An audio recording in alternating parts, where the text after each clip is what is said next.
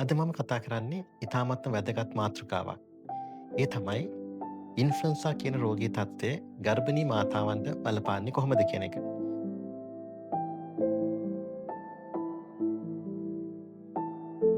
හැමෝම දන්නා පරිදි මේ වනටත් කොළඹ සහ තදාසන්න ප්‍රදේශවලත් ලංකාවේ විවිධ පළාත්වලත් ඉන්ෆ්ලුවෙන්සා කියන සොසන රෝගය පැතිරමින් පවතිනවා. මෙහිදී ඉන්ෆ්ලුවෙන්සා A සහ B යනුවෙන් වර්ග දෙකක් තිබෙනවා වුණත් කුමන ආකාරයේ ඉන්ෆ්ලුවෙන්සා රෝගයක් ආසාදයෙන් වුවත් අනිත් රෝගීන්ට සාපේක්ෂව ගර්භණී මාතාවන් සංකූලතා තත්ත්වයට පත්වීමේ අවදානමක් තියෙනවා.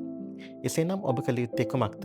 ඔබට උණ, සෙම්ප්‍රතිශ්‍යාව, උගුර රිදෙනක, කැස්ස සහ ඇදුම වැනි වීස් එක වගේ රෝග ලක්ෂණ තියෙනවා නම් සහ ඊට අමතරව ඔබ යම්කිසි ආකාරයක එවැනි රෝග ලක්ෂණ පෙන්නුම් කරන තවත් රෝගියෙක් හෝ වෙනත් කාණ්ඩයක් සමග මුසු වුණා නම් මේ රෝගී තත්ත්වය ඉන්ෆ්ලුවෙන්සා රෝගී තත්ත්වයක්ද කියලා දැන ගැනීම ඉතාමත් වැදගත්.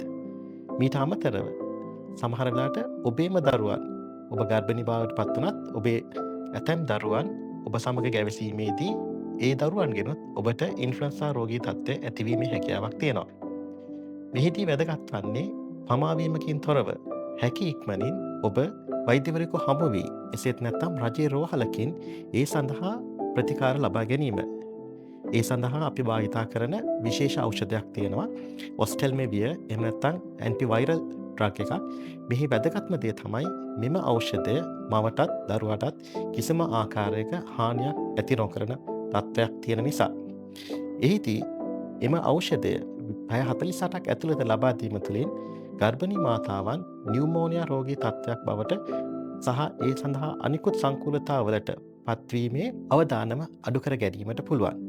විශේෂයෙන්ම ඔබ ගර්භණී මාතාවක් වශයෙන් ඔබට දියවැඩියා රෝගී තත්ත්වය, ඇදුම රෝගී තත්ත්වය හෝ වෙනත් බෝ නොවන රෝගයකින් දැනටත් පෙළේ නම් එවැනි රෝග තත්ත්වයක් තුළ ඉන්ෆ්ලුවෙන්සා රෝගී තත්ත්වය මෙම ක්‍රියාකාරීත්වයේදී මවටත් දරුවටත් සංකූලතා ඇති කිරීමේ හැකියාවක් තියෙනවා.